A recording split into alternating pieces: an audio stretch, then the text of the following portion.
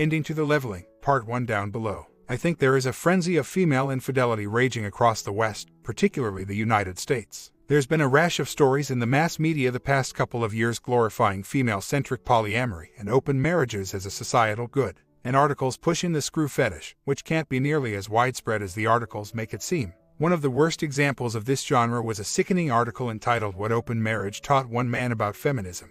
The article is this near parody of a soy boy husband sitting at home waiting for his wife to get home from one of her dirty excursions. It's really something, look it up. But that sort of thing has been everywhere the past few years. There are genuine legitimate people who has been struggling with what to do with his cheating late 30s wife who tried to push the notion of her feminist woke crap on him as a justification for her infidelity. Really, of course, he didn't buy it, and not even the real feminists were buying it. But he was mugged by the reality of it and realized himself, as a left-leaning coastal atheist, just how badly this stuff has penetrated into the mass consciousness and how it had infected his family. He discovered a rat's nest of her female friends and siblings who were all cheating and all supporting each other. He outed them and exposed the affairs, and it's epic. And that's to say nothing of an increasing trend of dalliances on GNO and girl trips to the Caribbean and the like. It's rampant. The old surveys showing incredibly low numbers of WW are not accurate. I'd say it's much more likely that female infidelity is at parity with male infidelity, if not a greater problem. She refused to turn the phone over for forensic recovery, then went and got a new phone. What else is there to say about that? At one point in the first 6 months after D-Day, she told me the texts between them were private when I brought it up. The MC we saw at the beginning the first year told her not to share the texts and said I shouldn't read them. 1. Our physical life was always good and quite active and consistent. We had a few newborn, baby sex droughts, of course, but that's it. During the affair we had slept together, but I knew something was very wrong. I got a little of the starfish, rigid treatment, although I've always been able to make her after D-Day we commenced HB like bunnies. It was good even though I had times when the mind movers came in. Post-HB, we still have good sex, but it's not as frequent. She initiates often. I hardly ever initiate. I still have mind movies, although not as intense. 2. I'm going to stop calling him by his name and start calling him X's father. 3. My WW has claimed all along that this was a casual fling and that she had no real emotional connection to him. On the other hand, she also asserted that the emotional feelings he gave her were like no other man, ever. And she said the affair they had one time was meaningless. Those are direct quote. 4. I'm a little confused by your suggestion. Why would his wife comply with a demand from me that she divorces him? He's had no real consequences as far as I can tell. It's pretty clear his wife set up a series of demands for him to meet, including building a new luxury custom home for them. OM used his daddy's money for this on land his daddy owns. So, she stuck around for the brand new house and lifestyle. 5. OMW and I have communicated on this a little bit. I did not reach out and tell her right away, but only later. Another mistake I made. She didn't want to talk about it much, only to say she was moving on, that I didn't deserve it and she hoped I would be okay. She never answered any of my questions about whether what my wife was telling was true, but why would she? After all, I hadn't done her the courtesy of reaching out to her right way. In any case, staying with a wayward spouse is not the same thing as endorsing their failed ethics. Not even close, especially if one stays for financial reasons, children, etc. It's easy to recommend that someone without kids or many financial entanglements in a younger marriage divorce after infidelity, and that should almost always happen in my view. It's a much thornier challenge with nearly a quarter of a century, but I'm working it out in any case to sever that relationship. About her thought process, I do think my WW thinks her vagina is magic. And in some ways, it is. She's a very attractive woman, no doubt. But the magic has diminished a lot the past year. On top of everything else, the drama of the past year with her really killed off any affection or trust I had left for her. I'm not saying I hate her. Not at all. As I've alluded to, marriage counsel helped to begin to restore my faith, which took body blow after D-Day. Overall, I'm in a much better headspace than 1 year ago, and certainly than 6 months ago when I had the heart attack scare brought on by all of the stress. That's one of the reasons I actually don't regret staying. I'll be in a better financial position. One of our kids is out of the nest now, and I'm in a healthier spiritual and psychological space than I would have been had I walked away right after D-Day. That's not the case for everyone. It's the case for me. That said, as someone else pointed out, I never would have had the heart attack scare, probably, if I had left nearly 4 years ago. I could second-guess myself until I go crazy. I have no desire to offer him anything or to give him a chance to lie to my face. Actually, other man had an affair with his current wife, the OBS, when she was married to another man. He stole her from her husband. Or I guess more accurate to say they are two cheaters meant for each other. That's one reason why I didn't spend a lot of time contacting her or pressing her for details of what she might know. Comparing notes, etc. She cheated with OM before he turned around and betrayed her with. So two philanderers, and what did she expect? I surmise this is why OBS also was willing to demand the new house, etc. She's quite materialistic, so this was an opportunity to get her hooks into OM's daddy's money. One could argue on the tacit one by staying with her, but I think everyone would agree, even when they don't agree with my staying with her, that my reasons have nothing at all to do with endorsing and cheering on adultery ethics. You can certainly argue you disagree with my reasons or don't find them valid, but you can't argue that I find adultery a societal good. I'm in palpable pain over her decisions, and her actions are a moral horror. And that's the case every single time with infidelity. And every one of us knows this. It's why only a tiny fraction of the general public, when surveyed, tries to even defend adultery, 6% or less. It's because of the law written on our hearts, the moral law, the natural law. So, I'm what you've quoted, and I think you know this but chose to elude for some reason. I'm talking about people on a forum cheering the same sort of wayward thinking that leads to and exacerbated the consequences of infidelity, and then bizarrely inveighing against anyone who tries to get that woman to see reason. They've tried to convince her over and over, not very convincingly and increasingly weakly, she should keep digging that hole and maybe she will succeed in keeping her deep dark secret buried. As if that will solve anything.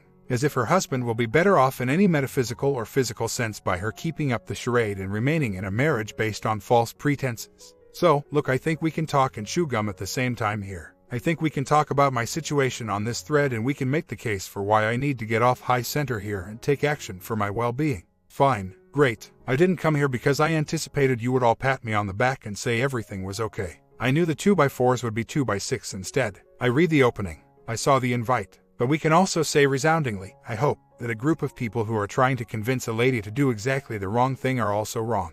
Making value judgments is not sanctimonious, and it's not what Jesus was talking about when he said, "Judge not lest you be judged," so don't even go there with me. Making value judgments is a part of your God-given mind, or if you're an atheist, a brain that seems to be pinnacle of what our material reality is capable of producing randomly. Hopefully you're not going to sit there and tell me on the one hand I need to divorce my wife, but on the other hand, well, maybe this lady over here can just continue to lie to herself and her husband.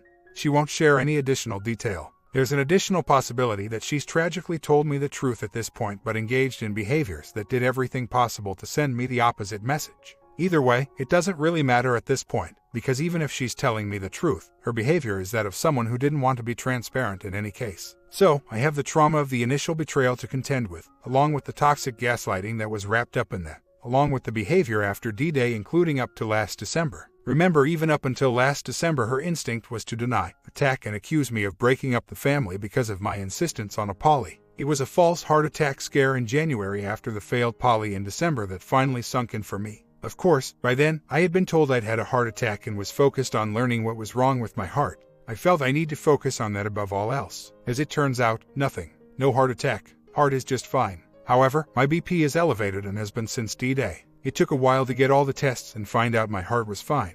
Regardless, it became abundantly clear to me in January that if I continued down the path I'm on, it would kill me, sooner rather than later. All of us who have mostly been through our 40 seconds and approaching our 50 seconds have no illusions about mortality, but we don't want to die before we've enjoyed grandkids either. Right after I got the all clear in early March on my heart and started walking and lifting weights again, the lockdown crept. So, my clarity of thinking about this was strong, but the timing was terrible. I elected to put things on hold. I decided several weeks ago I'd waited long enough, and now here I am. So now it's put one foot in front of the other until I'm free and clear. I am hoping for a mediated decree. If we can do it amicably, it would be so much easier on our family. Absent that, how else would I handle it? We have been discussing this on and off since December. If I file on her, it gets pretty nasty very fast that way. 2. I'm prepared for this and know she will do it. This has been her pattern. 3. I'm also prepared for this, I guess. When I say I'm prepared, I mean I'm emotionally prepared. I'm not tactically prepared. I don't know any other way to do this than to try for a de-escalated mediated process that is quick and clean. Who wouldn't want that? To be clear, I did not almost pass. After continuing chest pains for a few weeks, I went in to see my family doc and I was told after an EKG that I'd had a heart attack. Whatever was going on, it was clear I was in bad shape. I did a stress test, CT scan and ultrasound with a cardiologist, and he determined I had no heart attack at all, and that was a false result from the EKG. However, he wants me to lose weight, working on it, and my BP has been elevated since D-Day, was never high before. I had nearly constant high BP and anxiety during the 6 weeks of her affair that I suspected and was doing detective work, and it never really went back to normal. She wanted to take care of me after she failed her poly that took 3 years to get her to take. True, that's what she said. She also said her actions were the cause of it. To answer a question, she was with me at every appointment. She also pulled some strings with some of her clients to get me to the top of the list quickly with one of the top cardiologists in the area where we live. Otherwise, I would have had to wait much longer to see him. She also offered a post-nup agreement as a kind of pre-divorce settlement. But I never followed through on that because I started to find out more and more that made me question how viable they are and enforceable where I live. The answer is, not very. Someone said something really insightful during that time I was dealing with the heart scare. They said that this limbo is continuing because OP is allowing it to happen. But at this point they are both watching the play from the puppeteer's point of view, they just both pretend to not see the strings. Look fellas, I am just not going to agree that every adulterer is an irredeemable person. First, it's not what I believe. It's not what the ultimate authority has to say on the matter. If I believed that I'd be someone else and you'd be talking to a different person. I don't think you'd like that alternate version of me. It also doesn't mean I stay with her. Don't get confused. Let's keep the eye on the ball here. I don't have to hate her in order to healthily detach and move on. In fact, it's much better if I don't. I have no interest in being an angry, embittered man in my 50s. It's also not what we say about all sorts of transgressions. And we have plenty of anecdotal evidence to suggest that throughout human history lots of human beings have overcome their transgression, and are more than the sum of them. In fact, it's this simplistic logic of ascribing evil to everything and everyone that the rioters are using to tear down statues of our founders. So, I'd say knock it off. Lastly, it's just absurd. It weakens your case and my case. It makes betrayed look psychotic if we label basically half the population as irredeemable and ascribe motives to them that seem to come out of some novel or something. Yes, half the population. The best and more recent estimates of infidelity put it much closer to half of all relationships and marriage, meaning if you know 2 married couples, at least one of those 4 people is or is about to be an adulterer. If you think all of those people in the human race are irredeemable psycho supervillains, then we are all well and truly screwed. No, people are complex. You have no idea what her motives were in trying to get me in to see a cardiologist quickly, and neither do I. I'm not her sugar daddy. We earn about the same. I can forgive and I can also move on. I can walk and chew gum at the same time. I've read all sorts of horror stories about infidelity, and there's a big spectrum. Oversimplifying does no one favors. There are some truly evil sociopaths carrying out adultery, and there are also some broken, screwed up people doing it. So no, I don't believe my wife was carrying out a master plan to tie me up in a red room in a basement. She said, I haven't seen any type of odd, hostile or off behavior. I know some WWs act out in scary ways, but not all of them do. I guess only time will tell. Also, she's under no illusions I'm happy or have been happy. As some widely observed, she's doing everything she can to be the model wife going forward, but still seemingly protecting the cocoon of intimacy around the affair itself by destroying text and foot dragging on things like a timeline. Then she failed the poly. It's a strange dichotomy one doesn't see very often. Usually if they are that focused on putting a shield of non-transparency up, that also plays out their behavior going forward. They will typically be checked out and apathetic. It is not with my wife. She's thought to be a very odd case by many, including many wayward who have worked on reconciliation. Love bombing would account for some of her behavior if it weren't consistent, but typically love bombing is very hard for a wayward to sustain for a long period of time if they are not feeling it genuinely. About our circle of friends, I'm reasonably confident I'm going to guest star as the unforgiving husband. This is the least of my worries though. I do a lot of visualizing what this looks like, including picturing myself in a crappy apartment and driving a rust bucket. These visualizations don't cause me fear, they make me feel free. I can make new friends and my best friends aren't couple friends anyhow. They are my friends. I also know I bring so much into her life, way more than good things she's brought into mine, aside from absolutely beautiful babies of course, can't thank her enough for that. I'm the bon vivant, the charmer, the intellectual, the storyteller, the gourmet cook, the masculine muscle head, the one who thinks of fun things to do and places to go, the initiator and dominator in the bedroom and more. I can bring all of that to another woman. Far too many people tend to misuse this passage, especially those who encourage rug sweeping. He said to them, because of your hardness of heart Moses allowed you to divorce your wives, but from the beginning it was not so. The hardness of the heart phrase has often been misapplied toward the aggrieved and betrayed party in the marriage. In other words, people interpret it as though the betrayed spouse has a hardened heart so Jesus is allowing them to divorce, but he's doing it begrudgingly. But what Jesus was actually talking about here in using the phrase hardness of your hearts was the general condition of brokenness of the world after the fall, not exclusively or specifically the hardness of the heart of a betrayed husband or betrayed spouse. He meant clearly that divorce is not only permissible in cases of infidelity,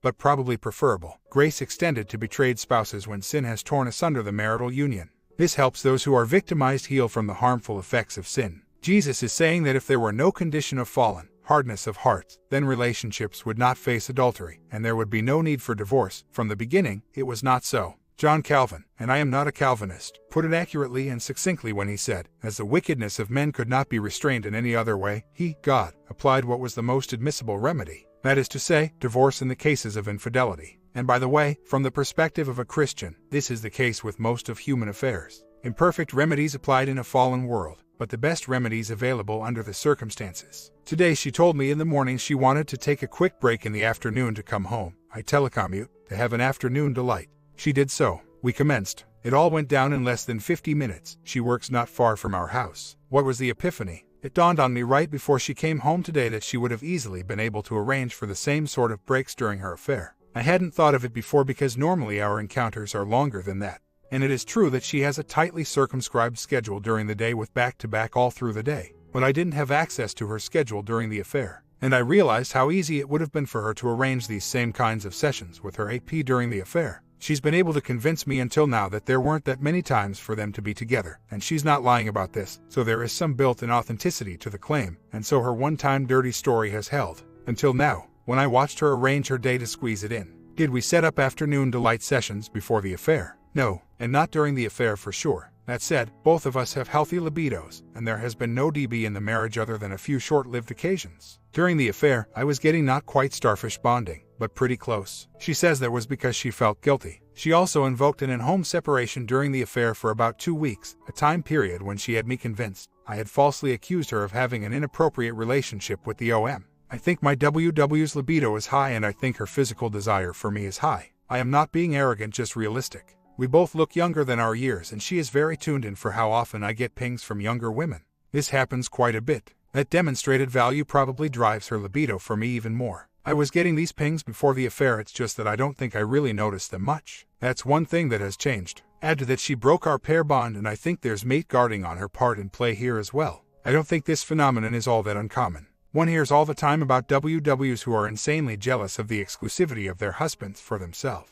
I think she is doing it to keep me hooked into her with brain chemical, hormonal high tied to her emotionally, probably subconsciously seeking to repair the pair bond. I think she's doing it for herself to satisfy her own physical desire for me and for release. And I think on another level she's doing it for my pleasure. All three at once. To answer your question about me, it helps and it doesn't.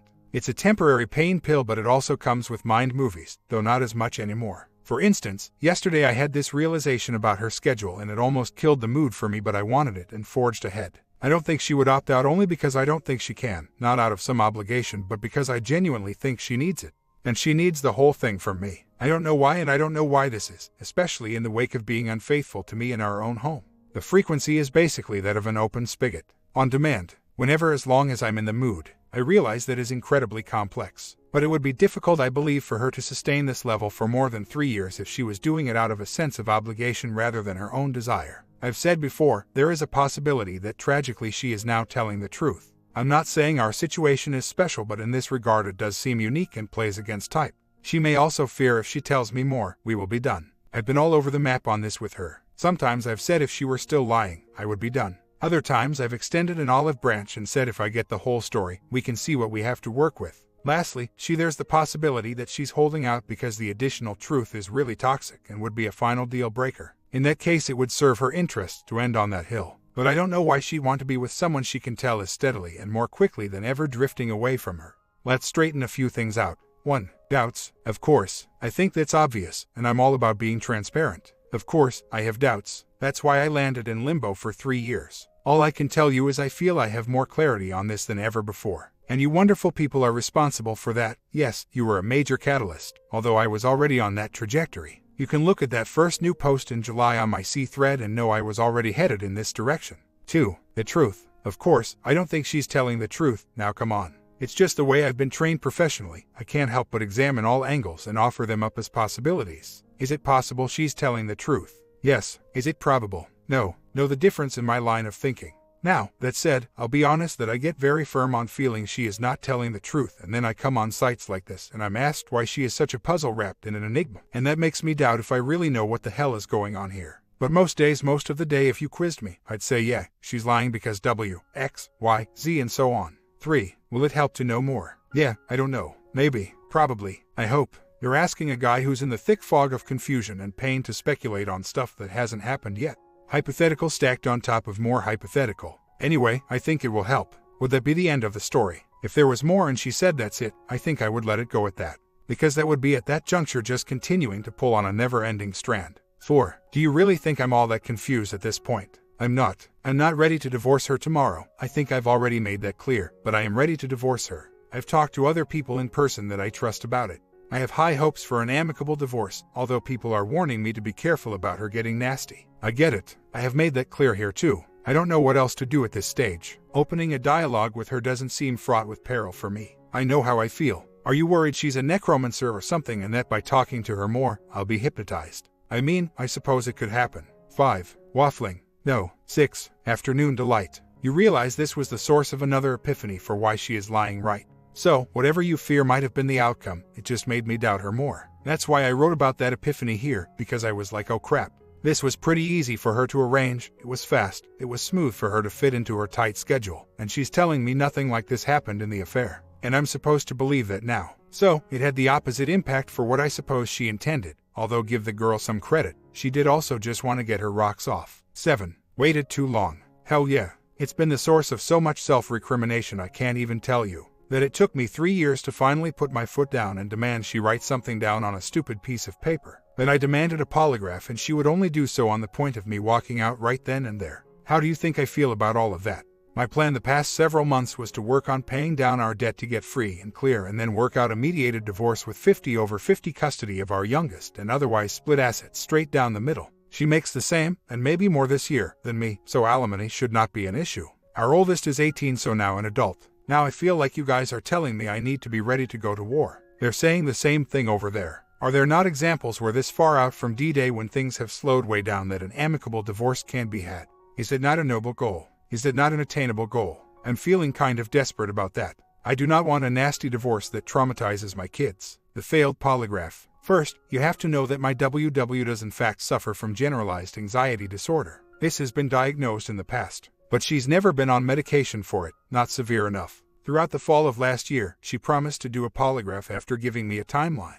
She dragged out this promise, and by November, I'd had enough and texted her one day to say I was scheduling it. As a result, she had a panic attack and went to the ER. I was actually on the phone with the poly examiner scheduling the poly when my MIL texted me to tell me she was taking my WW to the ER. Now, the odd detail about this is that they took her to an ER 30 minutes away from where she was at the time of the panic attack. Read into that what you will. That night, she was on some light sedative and I told her I would still be scheduling the poly. She blew up at me and said, "You're going to blow up our marriage over this." I answered, "No, you already did that. I'm just trying to see if there's anything to salvage." My take is that my wife did in fact suffer a legitimate panic attack. But it was because she knew she was going to fail the poly and she knew she was lying to me and it was all crashing in. Inconveniently, the panic attack provided her with a pretext for failing the poly. She did the poly. She failed. Definitive fail. 90% chance. The examiner said he had not seen such a clear result in some time. The morning after the failed poly, on Christmas Eve, early in the morning my wife woke me and we talked. I was very blunt with her and cold and told her she was a liar. Actually, I quietly said damn liar, and that I didn't feel I could reconcile with her unless she decided to be truthful.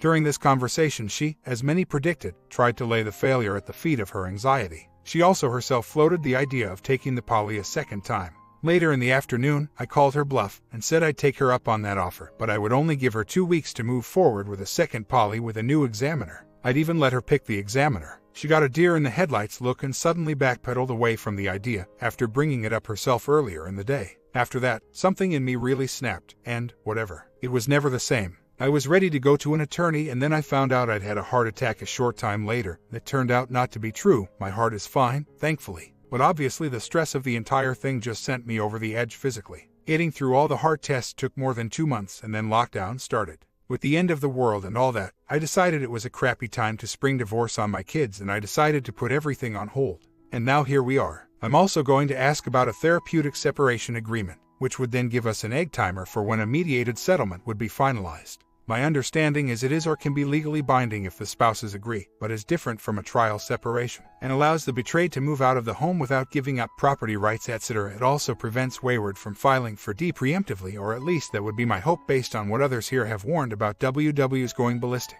The home has been a nightmare trigger for me these 3-5 years. Normally, the wayward would move out of the home, but in the case where the betrayal happened in the home, it is recommended for the betrayed to be out and away. This would be a relief and a sojourn for me while the rest of the details then could be worked out.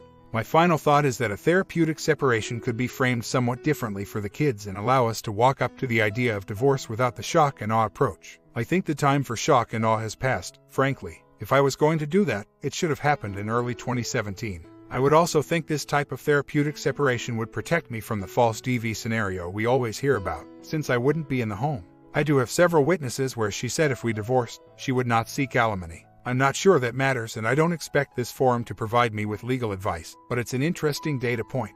I would think it would be difficult to seek alimony considering that. Also, she makes the same income as me and may in fact make more this year. She did not make as much as me 3 years ago. So, in that sense, I feel vindicated for sticking it out. Where I live, if it's a 50-50 custody split, there is no child support. There would be no empirical basis for a judge to grant anything but a 50-50 split. I know there are plenty of quality women out there. I've already met them. I know I could set up at least 1 or 2 dates almost immediately if I wanted to. I'm not sure I will right away. As you say, I've been processing this for 3 years, but some time to be in solitude and also focus on being a good dad would probably serve me well. Short update, I feel firm and good about my decision. Not overjoyed, because who would celebrate this? I don't, but I feel good. Not bad. I slept like a baby last night. To the comment above, yes, I believe people misunderstood both my tendency to have diarrhea of the keyboard and my delay is dithering. The thing is, I tend to process and think through writing. I always have. I can write and write and write. And I do. I used to do it for a living. And I write for myself all the time. So, you're watching my mind process things as I write. It's a very useful way of thinking through thorny problems, and I recommend it to anyone. The more you do it, the more fluent you will be. Anyway, I think people sometimes mistake thoughtfulness and a careful, precise process of reasoning for dithering. It's not. As far as the delay, I did keep outlining for folks my careful reasoning on this, and it hasn't changed. I think people for some reason mistook my delay during the heart scare and the pandemic lockdowns as excuses. All I can say is I wasn't about to add stress to my heart by initiating a divorce proceeding. And I'd have to be some real kind of jerk to divorce someone, including a wayward spouse, with kids involved in the middle of a global pandemic that crashed the U.S. economy. Those were the facts on the ground this spring. I'm a big boy and can make adult decisions. I'm not getting divorced tomorrow. It takes a while, but I am firm and resolved for the path forward and I feel great about it. So, here's an interesting detail. At a busy and very enjoyable family weekend. Lots of fun activities with my extended family and my nuclear family. And at the same time, I also knew that I was going to tell her I wanted a divorce. I didn't know when until last night. This weekend, I also had a number of dreams, all of them about divorce. Not a single one of these was a bad dream. Not a single one. They were all neutral to positive. They were never fantasy dreams about how great it was going to be. Just a running them that was resolved that it was the right thing to do, and that my burdens were easing dramatically. In one dream, I took a new job and my boss was an older woman, wise about the world. She learned of my situation and took me aside in the dream and firmly said, I know you've been struggling. I need you to be effective. This is the right thing to do for your health and sanity. You know what to do. I woke up feeling rested and refreshed after that dream. I suppose the precipitating event last night was my youngest had a Zoom call with his friend the other man's child. I was working and my youngest came to tell me and said it was fun talking to said friend. And I said great and I was glad he got to do that.